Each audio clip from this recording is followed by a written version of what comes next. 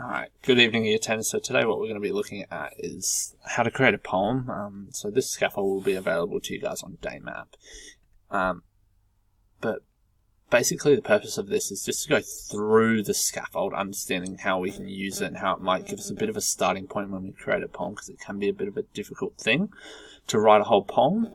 But the first thing you need to do is obviously just select a topic or a theme. So for example, a lot of you have looked at topics like mental health, civil rights history, friendship as well. So you can use one of these as your theme, since you've done a bit of research into what a poem might look like on that topic. So for the example today, what we might look at is friendship. That's our broad topic. The next thing you want to do is narrow it down a little bit more. So is it about a happy friendship? Is it about a broken friendship? And for today's purpose, that's what we're going to be looking at, a broken friendship. After you've done that, what you want to look at is decide on the tone of the poem. So remember, the tone is about how the author feels about the topic. For example, if we're looking at friendship, are we going to be writing about the downfall of a friendship or a really strong friendship? And depending on that, it really drives your tone. So for this example, we're going to be writing in a bit of a sad, negative, and a bit gloomy tone. The next step you want to do is start to come up with a bit of a vocabulary list.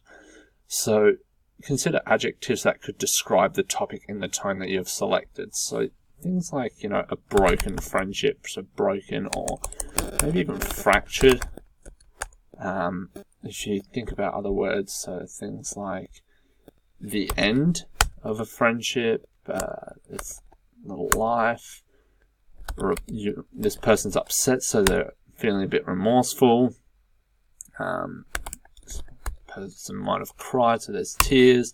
Friend is a key word. Love. Sorry as well. This person's probably a bit apologetic for what might have happened. You need to come up with a bit of a story as you go. So heart, together, strong. Because you want to if you were telling a story, there obviously once was a really strong friendship. Now it's broken down and it's gone. So this person was happy and now is feeling, sad and remorseful. So maybe happiness, and we'll just throw joy. Alright, so we've got a bit of a word bank already. The next thing that you want to think about is whether you use metaphors or not. I think it's really important that you at least have one in there. But you want to make sure that you avoid things like cliches. So a cliche is a common metaphor. So, for example, as busy as a bee. Everyone knows what that means. Try and think of something else, be a bit more creative with it.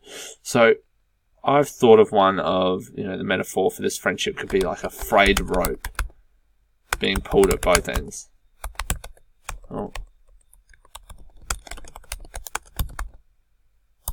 Slowly tearing. Alright. And remember, similes, you want to use at least one or two of those.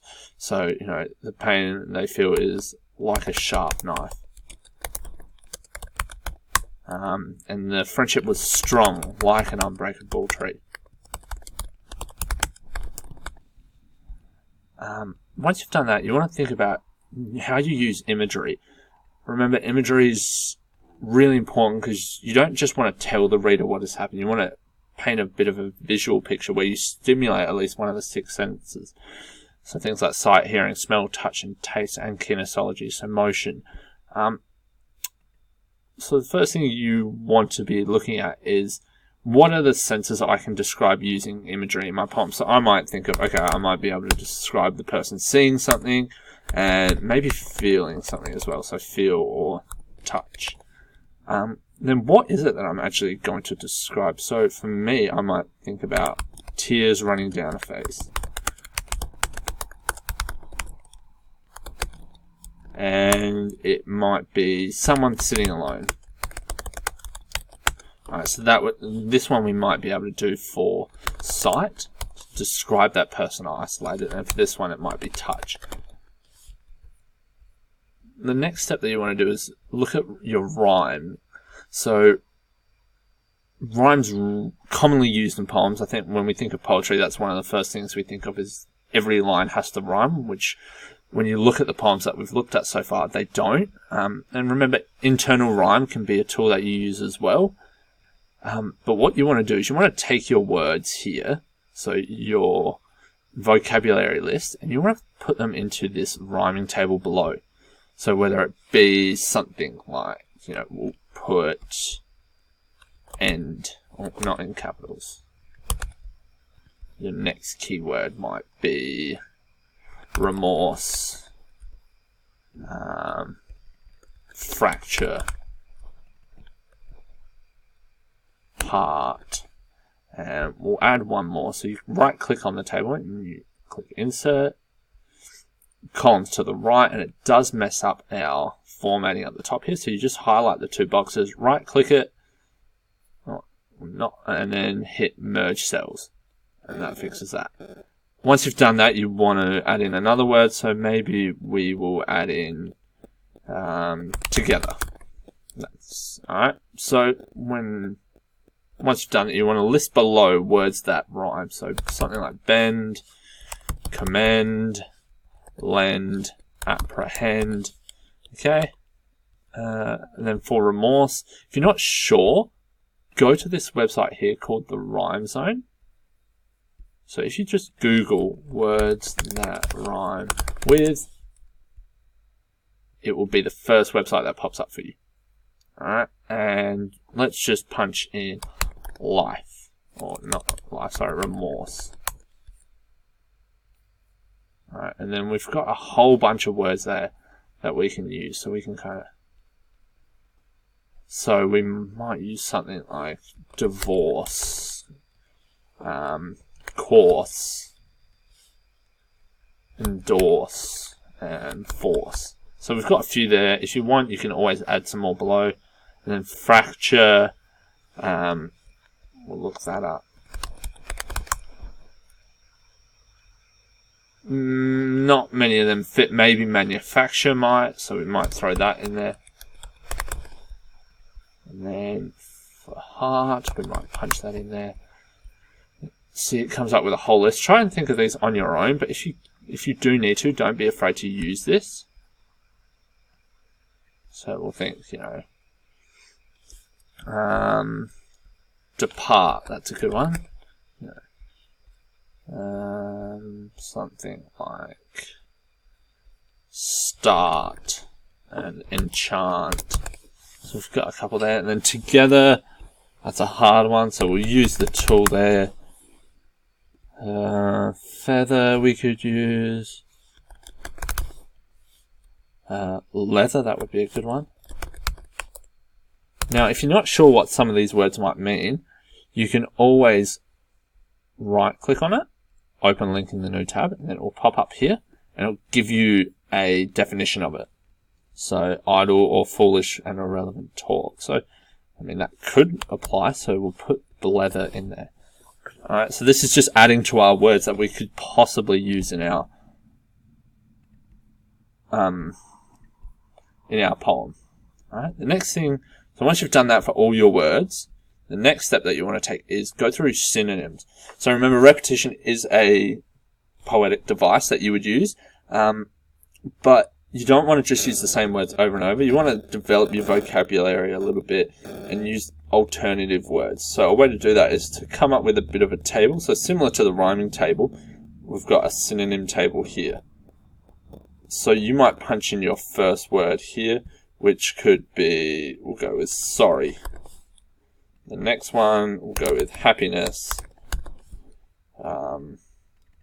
fracture, and end. Once you've done that, I want you to go to a website, thesaurus.com. It's okay to use these if you're not sure on any, but for sorry, we might think of the word apology, but we might look it up. Okay, so let's type in sorry. Something like so sad or heartbroken, sorrowful,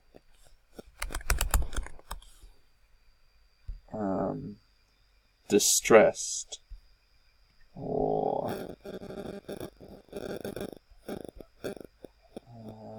we could use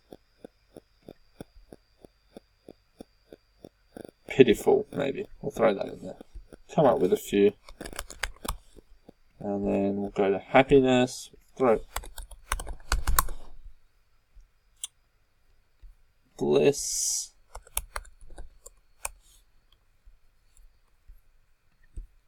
Enjoyment, maybe, or euphoria. That's a good one. Alright, come up with a couple, and then for fracture we might have break, rift, fragment, and displace. And end, you might have closure. We'll look it up as well.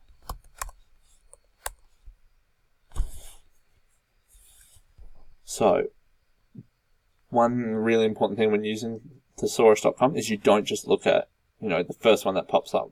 So extreme or limit, that's probably, they don't meet our criteria. They don't fit the meaning that we're looking at. So we might completion or stop. So we've got closure there. We might maybe conclusion, that's a good one.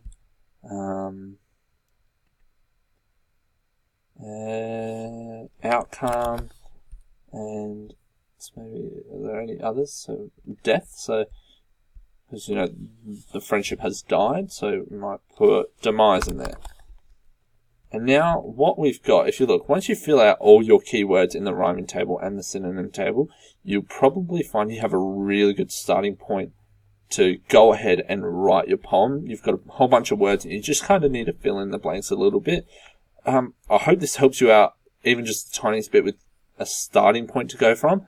But yeah, make sure if you have any questions you ask your teachers in class or send them a day map message. Thank you.